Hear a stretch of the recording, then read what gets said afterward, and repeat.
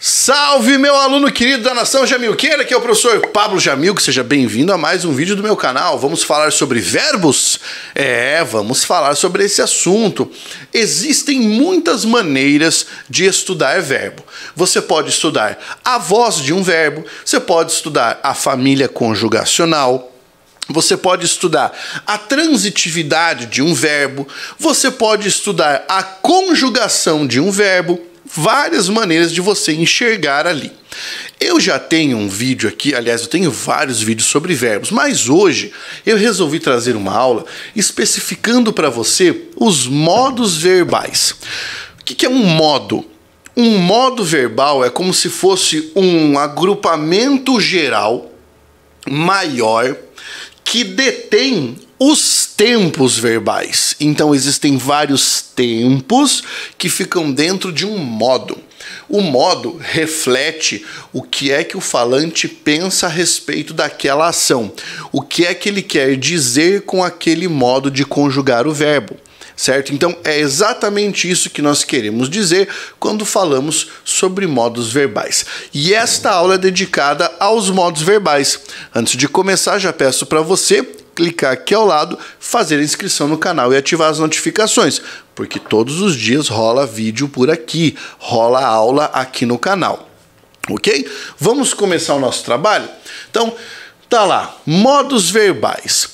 O português brasileiro, sim, por que português brasileiro? Porque nós costumamos falar português brasileiro para aquilo que a gente fala aqui no Brasil e português europeu para as outras manifestações da língua portuguesa, que são muito mais próximas do português de Portugal. Então, quando falamos sobre português brasileiro, estamos falando exclusivamente sobre o português que nós falamos aqui no Brasil, tá bem? Eu sei que eu tenho muitos inscritos no meu canal que são portugueses. Um beijo para todos vocês. Gosto muito de que vocês acompanhem meu trabalho. No português brasileiro, nós temos 3 modos verbais. Esses modos verbais são o indicativo, o subjuntivo e o imperativo.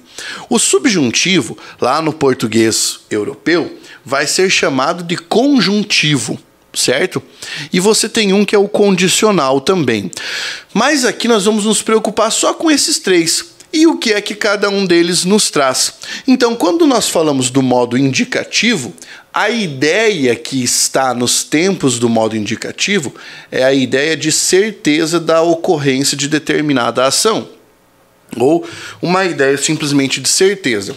Mas aqui eu abro um parêntese. Por quê? Dentro do modo indicativo, existe um tempo que é o futuro do pretérito. O futuro do pretérito, que é aquela forma eu faria, eu jogaria, eu pularia, eu brincaria, é a única forma, é o único tempo dentro do modo indicativo que é capaz de exprimir noção de hipótese, certo? Porque ele é muito mais próximo do condicional, tudo bem? Mas à exceção desse tempo, todos os outros exprimem uma noção de certeza. O modo subjuntivo é aquele que vai nos trazer uma noção de hipótese. Inclusive, existe uma banca examinadora no Brasil, que é a Fundação Carlos Chagas, que costumeiramente pergunta isso. Aparece um verbo conjugado no subjuntivo e ele pede qual é a ideia que esse verbo traz. A ideia é a ideia de hipótese. E, por fim, o modo imperativo. Quando você pensar em imperativo, lembre de imperador, é aquele que manda. Porque o verbo no imperativo traz uma noção de ordem, pedido, súplica, também aconselhamento. Mas a principal ideia é de ordem. Muitas vezes você tem uma exclamação ao lado dessas formas, correto? Então, 3 modos: indicativo, subjuntivo e imperativo.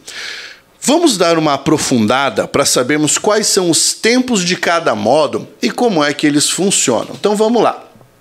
Dentro do modo indicativo, nós temos uma forma de presente, 3 formas de pretérito e 2 formas de futuro. Para quem não sabe, pretérito é passado. Beleza?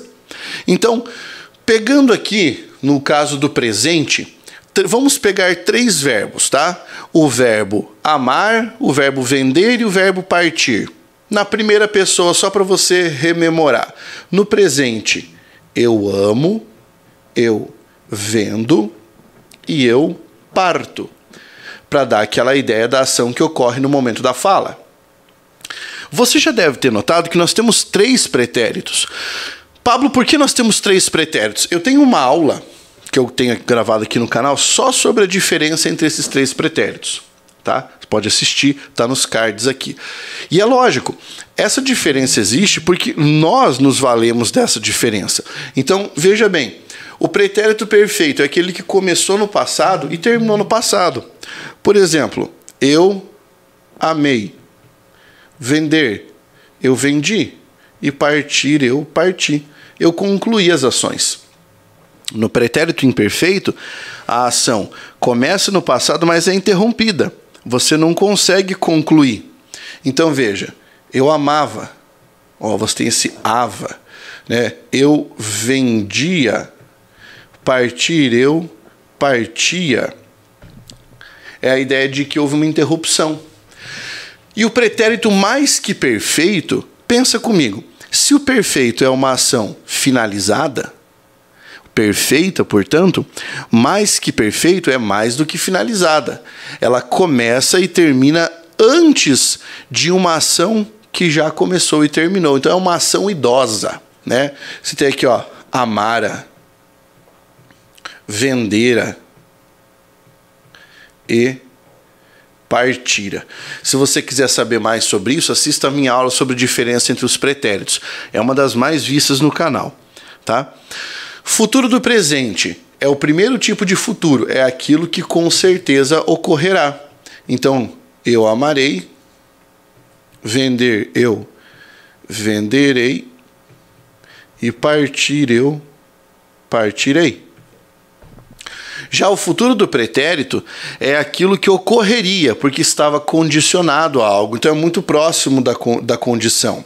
Veja, eu amaria, eu venderia e partir, eu partiria. Correto? Isso nós temos para o modo indicativo. Tá? Se você quiser aprender mais, o vídeo não acabou ainda não. Fica tranquilo, vou passar para os outros modos. Mas você quer aprofundar seus conhecimentos em português? Você vem para o Método Jamilk. O Método Jamilk é o meu curso de língua portuguesa, o mais completo que existe. Vai do 0 ao infinito e além. Como é que você pode participar? Entra no meu site, www.pablojamilk.com.br, e faz a sua matrícula. Aproveita que está com uma promoção para você entrar hoje para o Método Jamilk. Você vai ver tudo isso e muito mais lá. No modo subjuntivo, que é aquele associado às condições, né? Toda vez que você vai conjugar alguma coisa no modo subjuntivo, você tem que se lembrar de que existem algumas conjunções que te ajudam a fazer essa conjugação. Conjunções que vão reforçar essa ideia de hipótese, tá? São 3. Que, se e quando. Uma para cada tempo. Então veja, para o presente você vai usar a conjunção que. Veja, que eu ame, que eu venda, que eu parta. Para o pretérito imperfeito, você vai usar o se. E aí a característica é que a forma verbal vai ficar com 2 S no meio da conjugação. Se eu amasse, se eu vendesse, se eu partisse. Tá vendo? Opa, partisse. E o futuro? O futuro você usa o quando. Quando?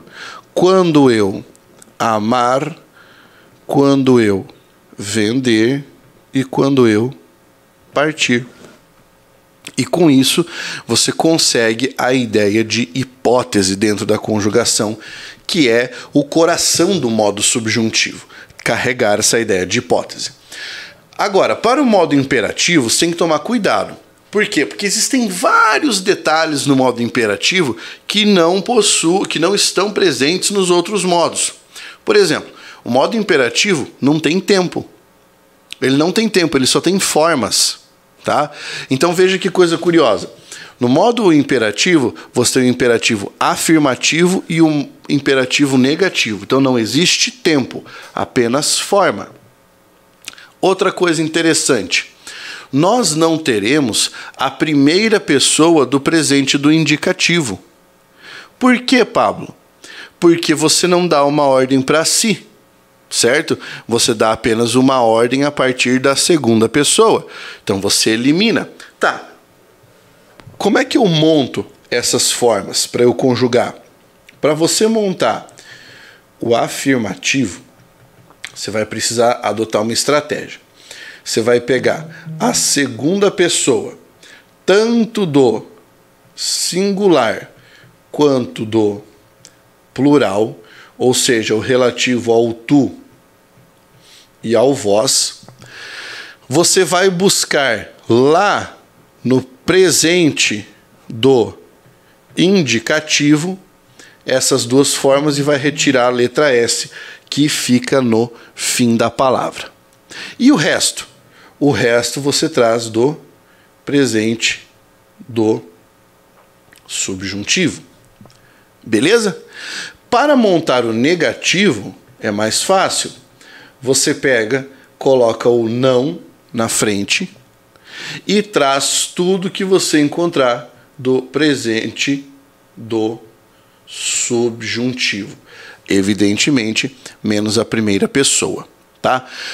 Pablo, monta uma aula para nós sobre conjugação verbal, mostrando todas essas conjugações. É claro, eu só preciso de que esse vídeo bata pelo menos 1000 likes, certo? Se bater 1000 likes, eu monto a próxima aula, a aula de conjugação verbal, que você compartilhe esse vídeo e que você deixe o seu comentário aí, porque assim eu consigo produzir mais, consigo dar mais relevância para o conteúdo. Se você quiser mais coisas, nós temos mais de 1000 vídeos aqui no canal.